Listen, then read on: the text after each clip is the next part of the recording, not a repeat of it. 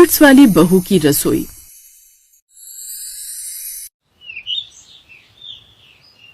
शादी के अगले दिन पूर्णिमा रसोई में हलवा बना रही थी। ननद सुहानी भी वहीं बराबर में खड़ी थी। तभी पूर्णिमा की सास कलावती बोली, बहू तुम्हारे महीने की तारीख कौन सी है? महीने की तारीख? भाभी माँ आपकी पीरियड्स की डेट पूछ रही हैं। शादी के अगले दिन सास के ऐसे सवाल से पूर्णिमा चौंक गई। फिर उसने बहुत धीरे से बोली, माँ जी पिछले महीने की 12 तारीख को हुई थी, उसके आसपास ही होती हूँ। मतलब जब भी हो बता देना ताकि रसोई अशुद्ध होने से बच जाए। हमारे घर में पीरियड्स के दिनों में बेटियां और बहुएं रसोई में नहीं जाती जब तक कि वो ठीक ना हो जाएं। हमारे घर में तो ऐसा नहीं होता माँ जी। हमारे घर में होता है। और हाँ बहू, अब ये घर भी तुम्हारा है। तुम्हें अब इस घर के नियम से चलना होगा। जब पीरियड्स आए तो तुरंत मुझे खबर देना। पूर्णिमा हैरान थी कि पीरियड्स को लेकर उसकी सास के कितने अजीबो गरीब से नियम थे। पीरियड्स को लेकर ऐसी धारणा बना रखी थी जैसे पीरियड्स कोई छूत की बीमारी हो। अगले कुछ दिनों तक जब भी पूर्णिमा रसोई में जाने लगती, सास एक ही सवाल करती, बहू अभी शुद्ध हो ना? महीने से तो नहीं हुई? नहीं माँ जी अभी नहीं हुई। ठीक है, तो फिर अब कुछ दिन तुम्हें रसोई अकेले ही संभालनी होगी। सुहानी महीने से हो गई है, अब वो रसोई में 3-4 दिन नहीं आएगी। उसे बाहर से ही खाना पीना पकड़ा देना। पूर्णिमा का तो दिमाग ही खराब हो गया बार बार ये जवाब देते देते कि उसकी तबीयत अभी खराब नहीं हुई, उसे पीरियड्स नहीं आए। और फिर जब पूर्णिमा को पीरियड्स आए तो उसकी सास तो मानो पागल सी हो गई। बहू रसोई के किसी भी बर्तन को हाथ मत लगाना। जो चाहिए हो मुझसे या सुहानी से मांग लेना। जी ठीक है। भाभी ये लो चाय, आपको गर्म चाय से दर्द में आराम मिलेगा। थैंक यू सुहानी। सुहानी ये कौन से कप में चाय दी है? वही माँ जिसमें पीरियड्स के दिनों में मैं चाय पीती हूँ। जो बर्तन आपने अलग किए हुए हैं उन्हीं में भाभी को आजकल खाना और चाय दे रही हूँ। अब तो हर बार ऐसा ही होता। जब भी पूर्णिमा को पीरियड्स होते उसे रसोई से अलग थलग कर दिया जाता था। एक दिन पूर्णिमा को पीरियड्स आए हुए थे। सास को 2 दिन के लिए कहीं जाना था। घर पर ना ही पति था ना ही ससुर, तीनों शादी में गए हुए थे। और चांस की बात की उसी दिन सुहानी को भी पीरियड्स आ गए। सुहानी परेशान हो गई। उसने सोचा मम्मी को फोन मिलाकर पूछे कि अब दोनों ही रसोई में नहीं जा पाएंगी तो क्या करें। तभी पूर्णिमा ने उसे रोक दिया। सुहानी रुको, माँ जी को फोन मत करो, बात सुनो। अरे कुछ नहीं होता रसोई में जाने से। अब हम दोनों की मजबूरी है तो रसोई में तो जाना ही पड़ेगा। अब हम दोनों के सिवा और कोई घर में है भी तो नहीं।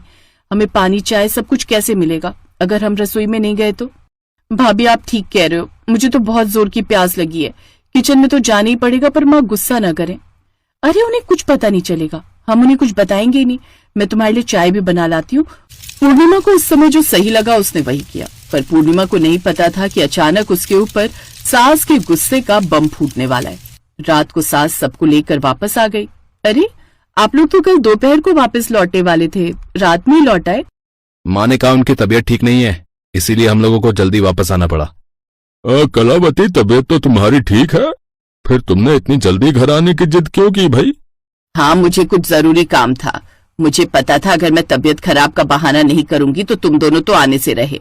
अब जाओ तुम दोनों जाकर सो जाओ, मुझे बहू से कुछ जरूरी बात करनी है। सुहानी सो गई है ना? जी माँ जी बस अभी खाना खाकर सोई है।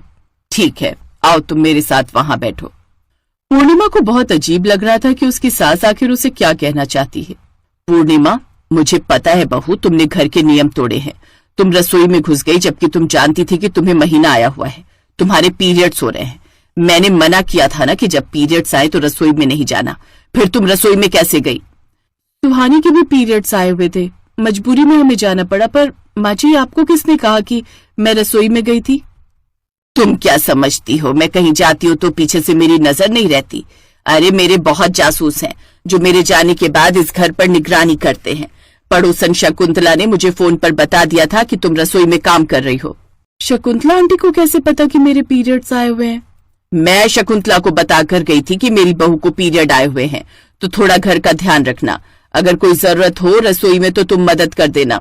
फिर जब उसने देखा कि तुम रसोई में खुद से काम कर रही हो तो उसने मुझे फोन मिलाया।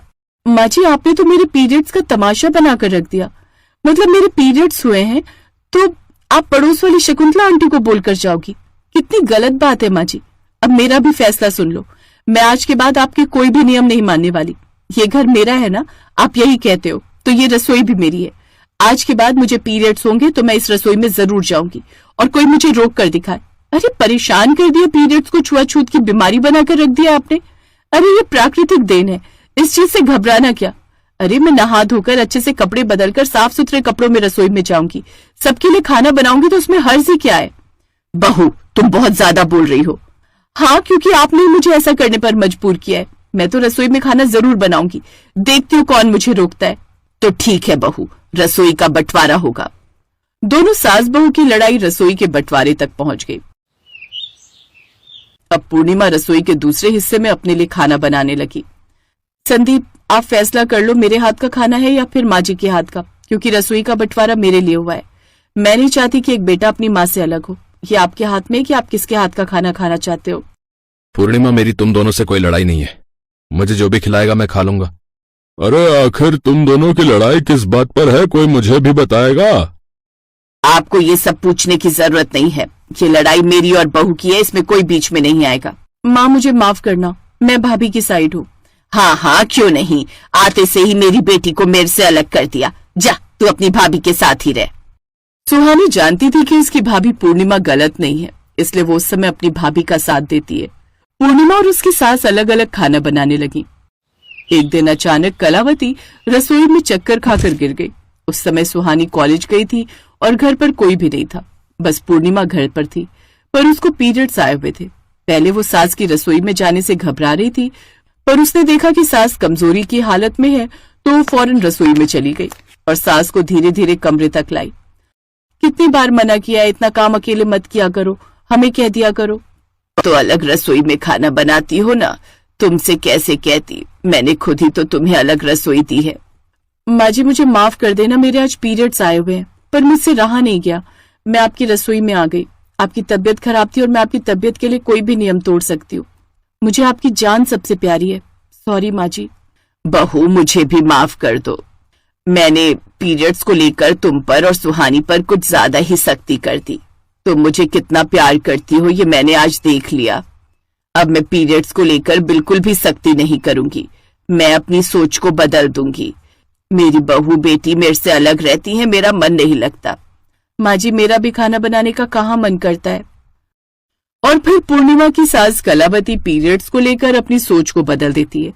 कलावती को समझ आ जाता है कि पीरियड्स एक प्राकृतिक जैविक प्रक्रिया है, ये कोई छुआछूत की बीमारी नहीं है, बल्कि एक औरत की पहचान है।